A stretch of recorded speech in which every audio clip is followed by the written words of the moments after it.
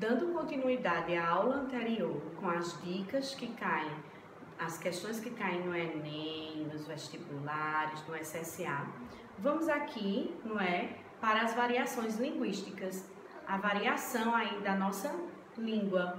Então, a variedade linguística, ela vem de várias formas, Quer seja regional, social, tá certo? Aí apresentado por vários gêneros textuais, a questão de memes, de contos, de paródias, da dissertação, da argumentação, tá certo?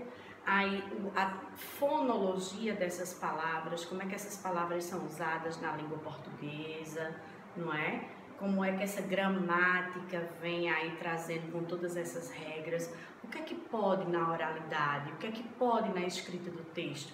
Professora, tudo que se fala vai para o texto, do jeito que a gente fala, tem que ir para o texto, depende do texto.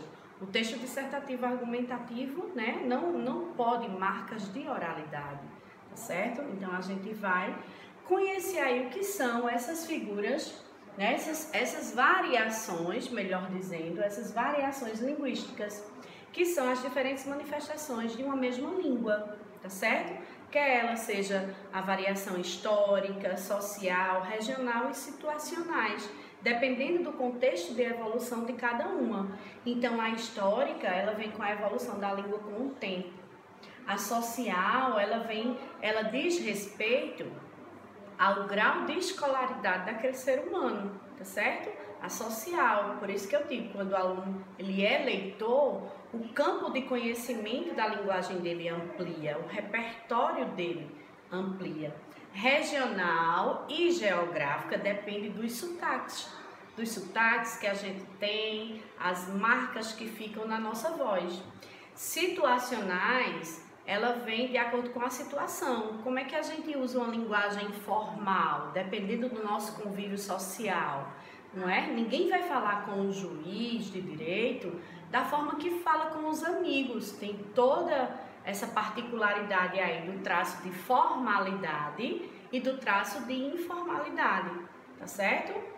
Aí vem aí, os tipos de linguagem, que é a linguagem multimodal, tá certo? A linguagem verbal, a linguagem não verbal e a linguagem mista, que também é chamada de linguagem multimodal, tá certo? Aquela que tem texto é a linguagem verbal, Aquela que tem apenas a imagem é a linguagem não verbal e aquela que apresenta tanto o campo da escrita como o campo da imagem, ela é chamada de multimodal, tá certo? Então vem aí a norma culta, a norma formal, Linda senhora, dar-te-ei meu amor por você. Olha só, trazendo para a gramática, quando eu digo dar-te-ei, eu estou usando aí um caso de mesóclise, da colocação pronominal, que é esse verbo no futuro, com o pronome pessoal do caso oblíquo ti no meio desse verbo, tá certo? Que são os nossos próximos conteúdos aí. Ah, novinha, como você é sensacional, quer dizer, olha o traço de informalidade, Então, vocês precisam organizar na mente de vocês que a linguagem formal, culta e padrão, ela traz esse traço aqui de formalidade, tá certo? E a linguagem coloquial, informal e não padrão, ela traz esse traço aqui, de informalidade, tá certo? É o que diz aí nas tirinhas como exemplo, tá certo? Aí vem aí as variantes históricas, que são palavras deixadas de ser utilizadas, tá certo? Dependendo da história, com os avanços da tecnologia, Com a geração que está aí, e a educação 4.0. Então, elas aqui, essa variedade, essa linguagem aqui, ela traz esse campo do conhecimento, essas variantes aqui, E aí, professor, e o jargão? Como é que o jargão, o que é o jargão, O que é esse jargão?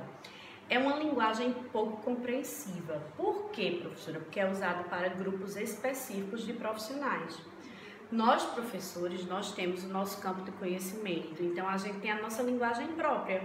Por exemplo, no nosso meio a gente chama Eu, professora Érica, de docente, e você é aluno de discente, tá certo?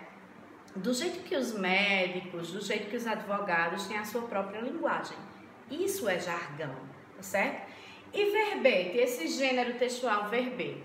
Esse gênero textual verbete é a página do dicionário, tá certo? É aquela página do dicionário que tá lá com os sinônimos das palavras. É um gênero que a gente mal usa e mal escuta falar, então é preciso sempre lembrar. Aí vem agora outro conteúdo que é bem rico e que cai sempre nas avaliações externas, nos vestibulares, que são as funções da linguagem. Para que serve a função da nossa língua, não é? Da nossa linguagem. Então, ela vem com essa roupagem de emotiva, quando o foco é o emissor, informativa, quando o foco é o contexto da informação, apelativa, quando o foco é o receptor, a mensagem, a poética, quando o foco é a mensagem, a fática, quando é o canal de comunicação, ela é bem rápida, e a metalinguística, quando for o código, tá certo? Ela vem com essas características delas. Então, a informativa, ou referencial também chamada, ela está no campo do jornalismo, da informação, das reportagens, tá certo? Quando a gente assiste algo para se tornar informado daquilo que está acontecendo. Então, estamos tratando da função da linguagem informativa ou referencial, tá certo? A referencial, ela também tem aqui esses critérios, ó. Tem como objetivo principal informar, voltado para o contexto da comunicação, é escrito sempre em terceira pessoa e como exemplo, como eu já falei, no campo jornalístico, vê a notícia, a reportagem, tá certo? A emotiva ou expressiva, vocês têm que ter cuidado para não confundir com a função da linguagem poética, porque elas são bem semelhantes.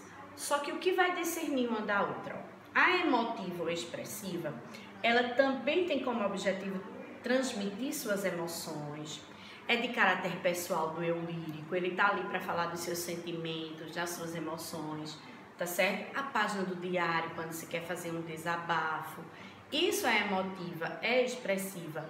A letra de uma música, tá certo? A poética, ela vai ter mais a estrutura da poesia e do poema, tá certo? Não que não vá falar do eu lírico, do amor, dos sentimentos, mas a estrutura textual é outra, tá certo?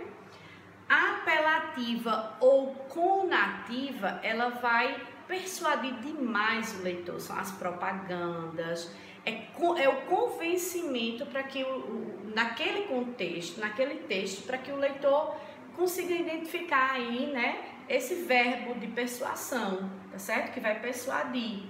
A poética, como eu disse, ó, tem toda uma estrutura aí de um poema. Traz aqui, não é, um poema de Fernando Pessoa, onde ele diz, ó, o amor, quando se revela, não se sabe revelar. Sabe bem olhar para ela, mas não lhe sabe falar. Quem quiser, quem disser, o que sente não sabe o que há de dizer. Fala, parece que mente. Cala, parece esquecer. Então, Fernando Pessoa traz aí, né, a questão do amor, não é? Com a poesia, tá certo? Isso é a poética, tá certo?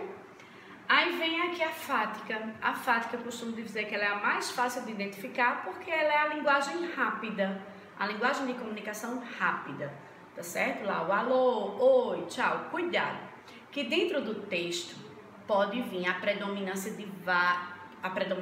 pode vir várias funções da linguagem, mas cuidado no comando da questão, que vai predominar apenas uma, tá certo? Tem várias questões aí, com várias funções da linguagem dentro, mas está lá destacado a poética ou a referencial, tá certo? Metalinguística. A metalinguística é nada mais do que o código pelo código, certo? Você vai lembrar do dicionário, da página do dicionário, o sinônimo do dicionário. Então, olha essa tirinha. O que é amor? Ele está perguntando. Amor é um substantivo. simples, masculino, abstrato. Aí ele diz lá, você é tão romântico, ó, tá dizendo o que é o amor, o significado da palavra amor. Então a metalinguística é o código pelo código, tá certo? Aí vem, para finalizar, tá certo? Eu vou disponibilizar uma lista de questões de função da linguagem lá na nossa sala virtual, para que vocês treinem, para que vocês façam, tá certo? Disponibilizarei também o gabarito, tá certo? Para ficar aí dando um reforço nesse conteúdo, ok? Obrigada, meus amores. Saudade de vocês. Até a próxima aula. Beijos.